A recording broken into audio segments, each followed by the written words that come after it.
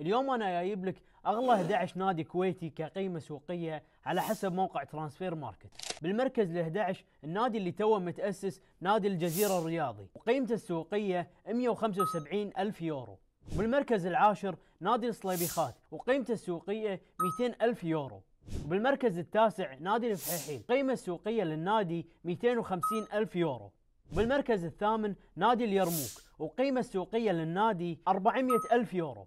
وبالمركز السابع نادي النصر وقيمة السوقية للنادي 475 ألف يورو. وبالمركز السادس نادي التضامن والقيمة السوقية للنادي 500 ألف يورو.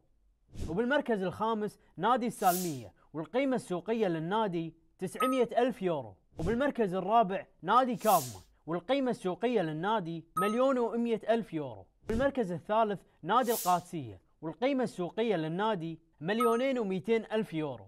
بالمركز الثاني النادي العربي والقيمة السوقية للنادي 5,530,000 ألف يورو. بالمركز الأول معانا نادي الكويت والقيمة السوقية للنادي 6,555,000. بس والله ما في سؤال.